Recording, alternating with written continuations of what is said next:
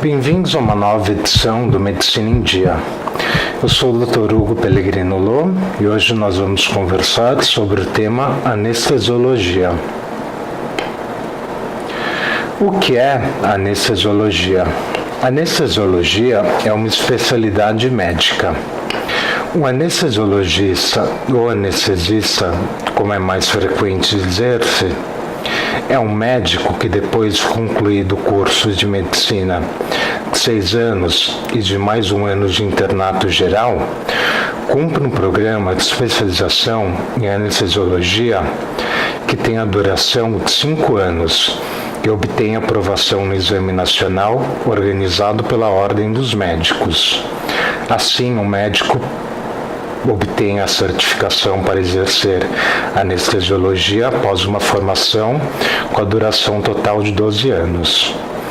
A anestesiologia é a especialidade médica que estuda e proporciona ausência ou alívio da dor e outras sensações ao paciente que necessita realizar procedimentos cirúrgicos, médicos, como cirurgias ou exames diagnósticos, identificando e tratando eventuais alterações das funções vitais. A especialidade vem a cada dia ampliando suas áreas de atuação, englobando não só o período intraoperatório, bem como os períodos pré- e pós-operatórios, realizando atendimento ambulatorial para avaliação pré-anestésica e assumindo um papel fundamental no pós-cirúrgico, no acompanhamento do paciente tanto no serviço de recuperação pós-anestésica e unidades de terapia intensiva, quanto no ambiente da enfermaria, cuidados paliativos, por exemplo, até o momento da alta hospitalar. Em razão dessas mudanças, existe a tendência atual de se denominar essa especialidade médica como medicina perioperatória. No Brasil, sua prática, bem como a discriminação das condições mínimas para a segurança do paciente e a divisão das responsabilidades entre os profissionais que a exercem, é especificada em resolução do Conselho Federal de Medicina, número 1802/06.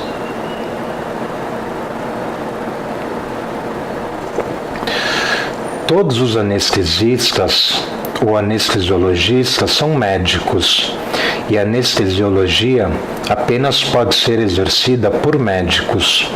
Um anestesiologista não se ocupa de mais do que um doente em simultâneo. Na maioria dos atos em que o praticam, os anestesiologistas têm importante colaboração de um enfermeiro com treino especial. Vou agora falar um pouco da história da anestesia. Nos primórdios, alguns cirurgiões consideravam a dor uma consequência inevitável do ato cirúrgico, não havendo uma preocupação por parte da maioria deles em empregar as técnicas que aliviassem o sofrimento relacionado ao procedimento. As primeiras tentativas de alívio de dor foram feitas com métodos puramente físicos como pressão e gelo, bem como o uso da hipnose, ingestão de álcool e preparos botânicos. Por volta do século XIV ao século XVII, a esponja soporífera tornou-se um dos métodos mais populares de provar analgesia. Preparada à base de mandrágora e outras ervas, tinha como seus principais compostos morfina e escopolamina. Agentes inalatórios. O éter dietílico já era um composto conhecido quando, no século XVI, Paracelsus observou suas propriedades analgésicas em galinhas. O cirurgião dentista Horace Wells percebeu as propriedades anestésicas do óxido nitroso em 10 de dezembro de 1844, quando participou de uma exibição de um cientista itinerante, Gardner Quincy Colton. Na ocasião, Wells notou que um jovem chamado Samuel Cooley não se deu conta que havia sofrido uma lesão na perna esquerda enquanto estava inalando óxido nitroso. Em 1845, Wells fracassou em sua tentativa de demonstrar publicamente uma extração dentária sem dor com o uso do óxido nitroso. Tal fracasso o perturbou profundamente, culminando com seu suicídio em 1848. Imaginem isso. Na verdade, o óxido nitroso é uma droga mais analgésica do que anestésica, sendo que ela é um fraco anestésico. Em 16 de outubro de 1846, a anestesiologia tem seu marco inicial com William Thomas Green Morton, realizando uma anestesia baseada em éter no paciente Edward Gilbert Abbott, para que o cirurgião John Collins Warren excisasse um tumor que lhe tomava a glândula submaxilar e uma parte da língua. Foi no Hospital Geral de Massachusetts, nos Estados Unidos. Morton chegou atrasado devido a um problema no inalador, e a sessão quase foi suspensa por isso. Chegou esbaforido, desculpando-se pelo atraso, e logo foi instruindo Abbott a respirar por uma das aberturas do inalador de vidro. Depois de perder a consciência e deixar cair a cabeça, Morton se vira para Warren e diz: "Seu paciente está à sua espera, doutor." Warren fez a excisão do tumor com a rapidez habitual e o paciente não desferiu nenhum grito de dor. Depois de terminar, Warren, emocionado, fala para a plateia incrédula: "Isso, senhores, não é nenhum embuste." O impassível cirurgião chorava. Desde esse dia, a humanidade venceu a dor. Saímos das trevas. Em 4 de novembro de 1847, James Young Simpson, obstetra em Edinburgh, Escócia, utilizou, como sugerido por David Waldie, clorofórmio para alívio da dor do parto vaginal. Tal fato suscitou diversos debates médicos e religiosos acerca da dor do parto como um castigo divino. John Snow, inglês, administrou clorofórmio à Rainha Vitória para alívio das dores do parto. Tal fato serviu de endosso, analgesia do parto, minimizando as discussões de cunho religioso. Os agentes inalatórios de uso mais frequentes no mundo e no Brasil atualmente estão divididos em dois grandes grupos. A. Os gases representados exclusivamente pelo óxido nitroso, histórica e popularmente conhecido como gás hilariante, e B. Os vapores. Dentre estes últimos, a predominância dos éteros halogenados. Por fim, ainda empregado em escala mundial, mas com restrições, há um alcano denominado halotano. O xenon apresenta-se como o mais promissor anestésico inalado, encontrando-se ainda em fase experimental, mas com reconhecidas propriedades que o aproximam do anestésico ideal. Vamos agora falar um pouco sobre anestésicos locais. Em 1884, Sigmund Freud, um inventor da psicoanálise, estudava os efeitos estimulantes da cocaína no sistema nervoso central. Karl Kohler percebeu que a amostra de cocaína recebida de seu amigo Freud, ao entrar em contato com a língua, a deixava anestesiada. percebeu ali a possibilidade de utilização de uma solução de cocaína para aplicação tópica em cirurgias oftalmológicas. Kohler conduziu então, juntamente com Gustav Gortner, estudo com sucesso em olhos de sapos, coelhos e cachorros, tendo sido uma das primeiras aplicações dos anestésicos locais. Em dezembro de 1884, William Halldent e Richard Hall realizaram bloqueios de nervos periféricos, bem como do plexo braquial. August Beer, utilizando-se da técnica descrita por Heinrich Quincht, realizou a primeira cocainização deliberada da medula espinhal. Permitiu inclusive que seu assistente Hildebrand realizasse uma punção lombar nele mesmo. Em seguida, os papéis se inverteram e Beer realizou uma punção em Hildebrand. Ambos apresentaram cefaleia pós-experiência.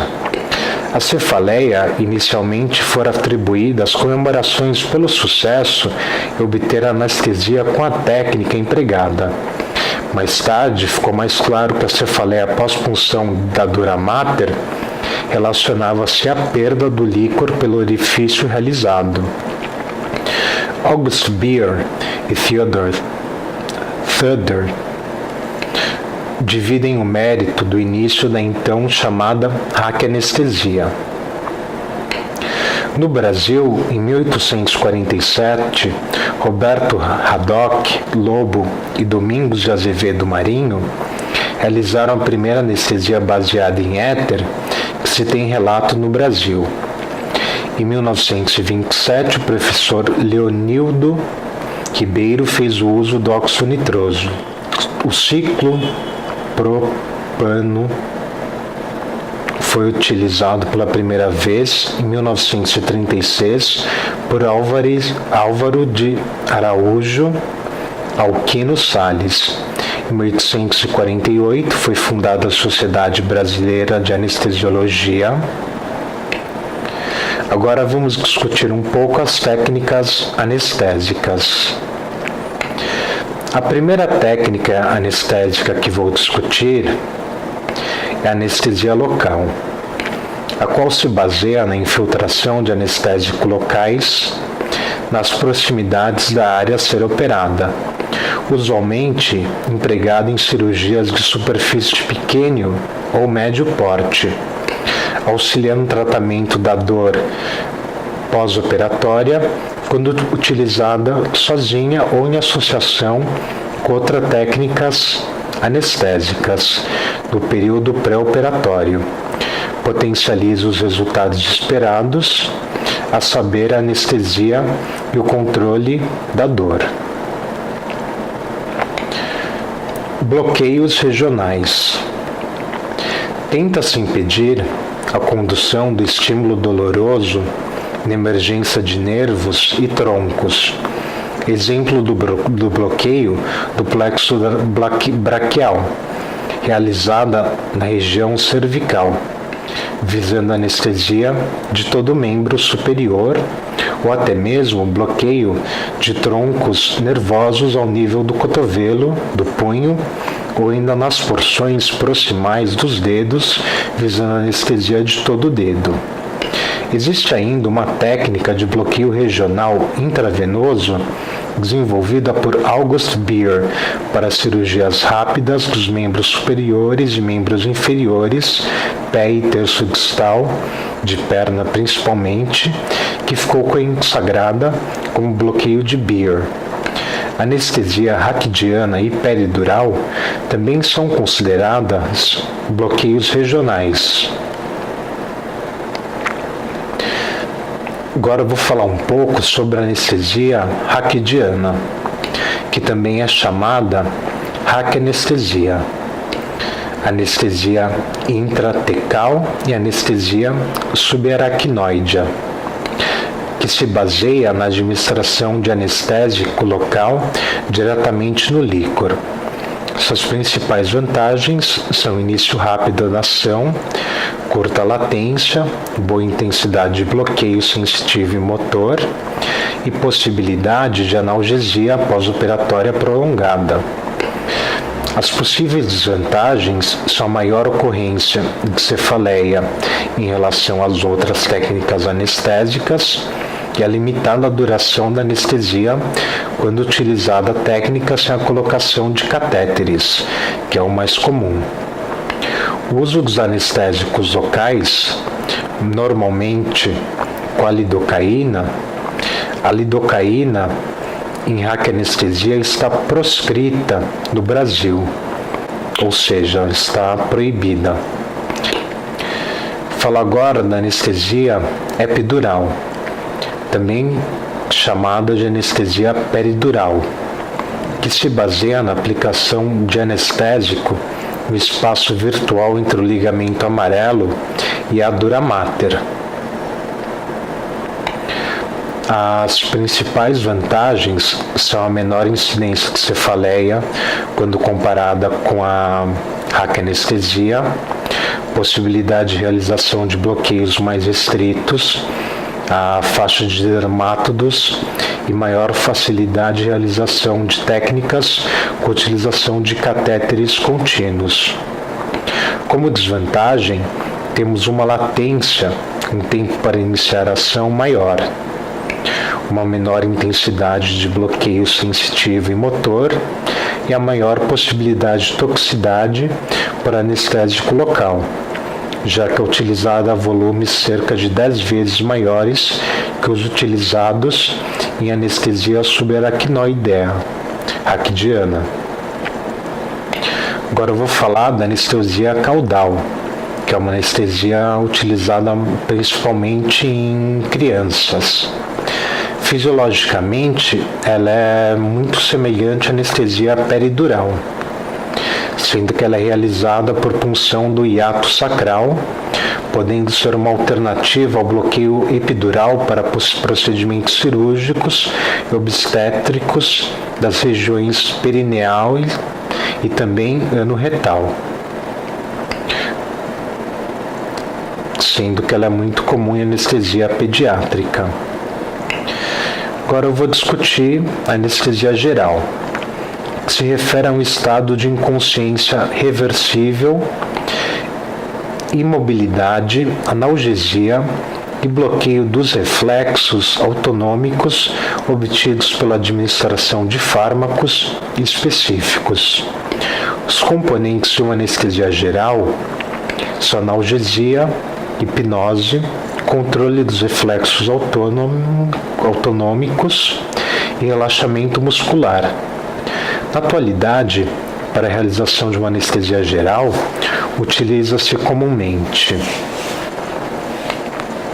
hipnóticos visando inconsciência, amnésia, como Propofol, opioides visando analgesia e proteção contra os reflexos autonômicos, como ramifentanila, fentanila, sulfentanila, alfentanila, bloqueadores neuromusculares como curare, que visam a imobilidade, atracurônio, cixatracurônio, rocurônio, vecurônio, pipecurônio, bloqueadores regionais associados visando analgesia e proteção autonômica.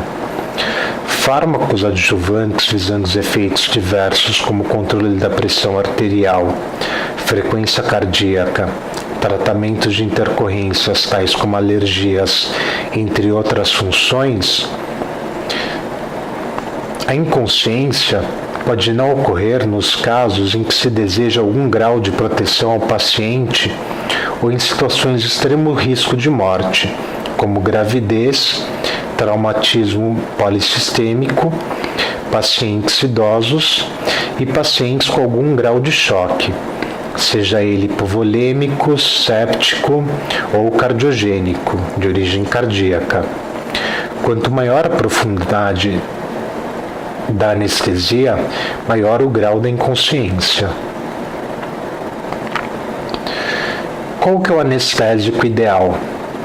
O anestésico ideal será aquele que provoca indução e recuperação da anestesia rápida e agradável para o paciente, ao mesmo tempo possuindo uma propriedade de anestesia apropriada para a cirurgia a realizar, promovendo um adequado relaxamento muscular. Deve ter também uma boa margem de segurança para o paciente, não apresentando reações adversas. O serviço de anestesiologia incorpora todos os anestesiologistas internos em formação e é um dos serviços clínicos do hospital com maior número de médicos. A anestesiologia é uma das especialidades médicas com que os pacientes do serviço do hospital têm mais contato. Por sua vez, a anestesiologia tem um contato direto com a maioria das outras especialidades. Os pacientes, por regra, conhecem pouco do que é anestesiologia e não reconhecem a sua devida importância, mas a verdade é que essa especialidade é considerada como um dos maiores avanços da medicina nos últimos séculos. Enquanto especialidade médica, a anestesiologia é uma das mais recentes.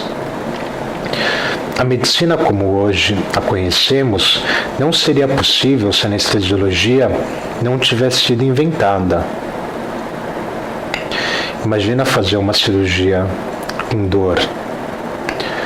O público relaciona a anestesiologia essencialmente com o ato de administrar uma anestesia geral, e embora reconheça a importância desse ato pelos riscos que envolve, sendo que desconhece no essencial do que consiste e qual o papel do médico que o pratica.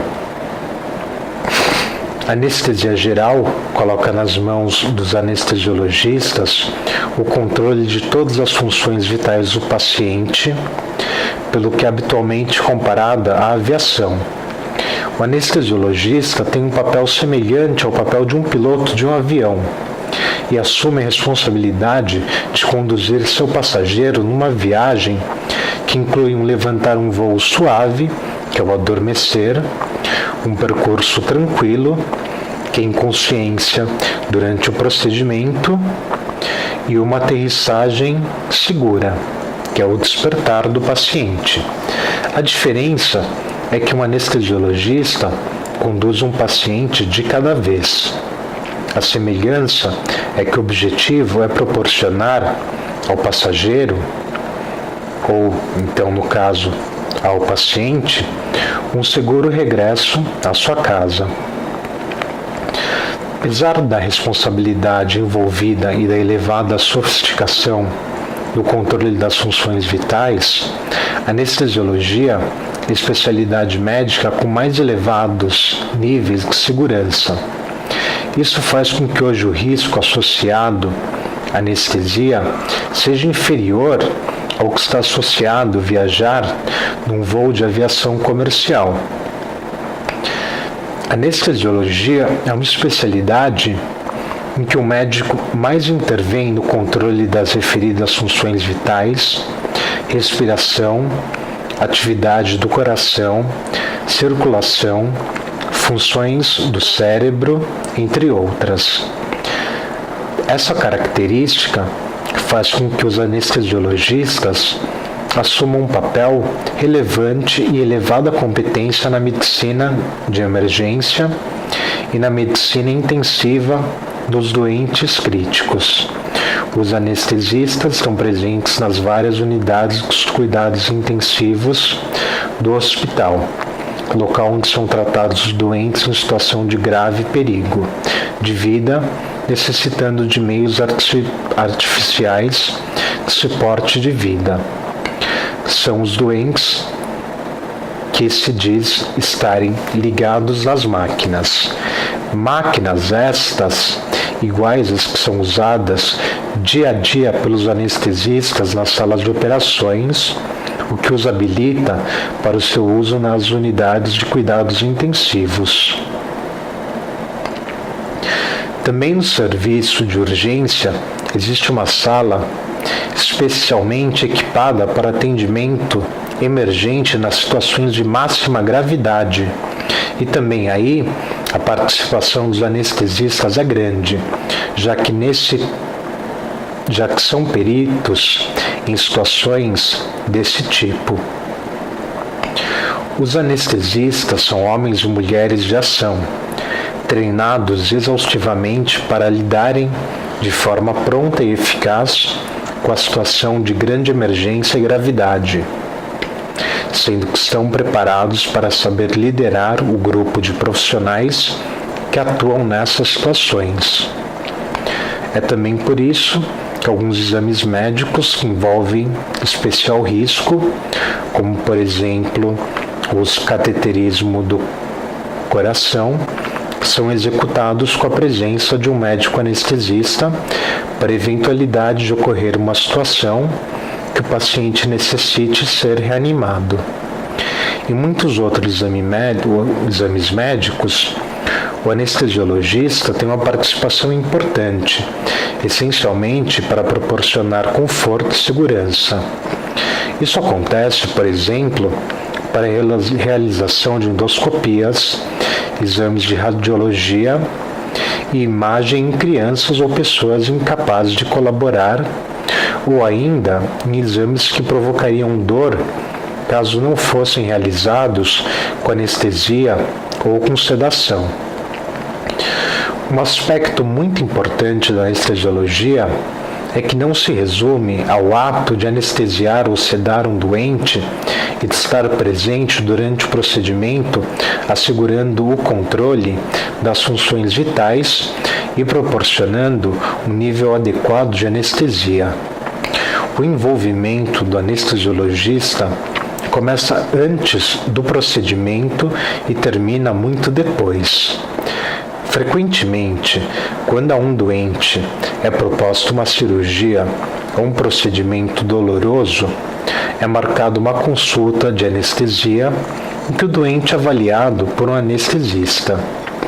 Na véspera do procedimento, o anestesista visita o doente para se dar a conhecer e explicar o procedimento. Há muitas técnicas anestésicas e muitos medicamentos diferentes, assim como inúmeros exames que podem ser realizados ou métodos de monitorização que podem ser empregues e que variam caso a caso, conforme o tipo de procedimento, as características do doente e os problemas de saúde que possa ter. O anestesista lida com doentes que vão desde o recém-nascido, a criança, aos muito idosos e com todo tipo de doença. Ao cirurgião interessa essencialmente a doença que motiva a operação. Ao anestesiologista compete mais a avaliação do doente como um todo, a escolha da anestesia e a sua adequação a cada doente é uma tarefa essencial do anestesiologista. No final da cirurgia ou do procedimento, o doente é acompanhado no que se chama o período de recuperação, permanecendo durante 1 ou mais horas numa unidade de cuidados pós-anestésicos, onde é acompanhado em presença física por um anestesista. Durante essa fase, a intervenção do anestesista, especialmente dirigida a evitar que ocorra dor. Com frequência, o anestesista visita de novo o doente no dia após o procedimento, avaliando os resultados e obtendo informação que permite ir sempre aperfeiçoando os cuidados prestados. Essa faceta do anestesista chama-se hoje medicina perioperatória. Mais do que anestesista, o anestesiologista é o verdadeiro especialista da medicina perioperatória, que acompanha o doente ao longo de todo o processo relacionado com a cirurgia, elaborando e executando um plano que envolve médicos e vários profissionais da saúde. Uma das principais intervenções da anestesiologia é o controle da dor. Nos procedimentos cirúrgicos, para além de fazer com que o doente esteja inconsciente, é essencial evitar que possa sentir dor ou os efeitos nocivos dos estímulos cirúrgicos. Após a cirurgia, é essencial evitar que o doente sinta dor. Os anestesiologistas são muito experientes no tratamento da dor e na utilização de medicamentos analgésicos potentes. Por isso, hoje em dia, os anestesistas estão largamente envolvidos no tratamento da dor fora da sala de operação ou da sala de recuperação. Tal acontece em relação à dor crônica e à dor aguda. Muitos anestesistas especializam-se no tratamento de doentes com patologias dolorosas crônicas, o que ocorre no âmbito da chamada consulta da dor. O tratamento da dor pós-operatória é também competência da anestesiologia e realiza-se no âmbito da unidade de dor aguda, que proporciona observação e tratamento da dor nos primeiros dias do pós-operatório. O controle da dor e anestesia também podem ser obtidos através da administração de medicamentos anestésicos locais. Essa administração pode ser feita para abolir a sensibilidade de uma perna ou um braço ou de uma parte qualquer do corpo, fazendo-se com que o doente possa manter-se consciente e não sentir a parte do corpo sobre a qual vai ser efetuada a cirurgia.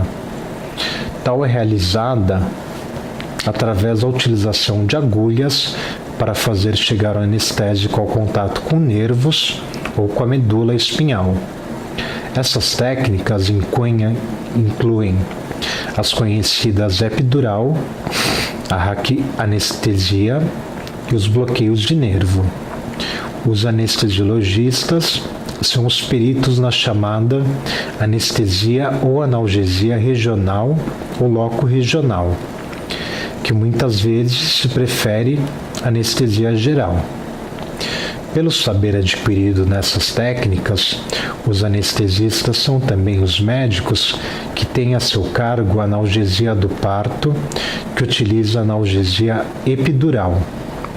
Essa é também uma área de grande importância na anestesiologia, sendo que todas as situações de trabalho de parto são acompanhadas por um anestesiologista. Assim, são competência da anestesiologia várias áreas do exercício da medicina. Trata-se de uma especialidade com vertente técnica muito importante e que implica conhecimentos vastos de áreas muito nobres da ciência médica, como sejam a anatomia, a fisiologia e a farmacologia. As bases científicas da anestesiologia estão hoje muito desenvolvidas e apoiam-se numa atividade de investigação cada vez mais importante. Utiliza modernas tecnologias e equipamentos sofisticados. Os locais de intervenção dos anestesistas estão sempre equipados de monitores e máquinas que permitem um bom controle das funções vitais do paciente. Empregam-se diariamente checklists de materiais dos doentes e de procedimentos muito detalhados e procede-se rigorosamente a registros muitos rigorosos.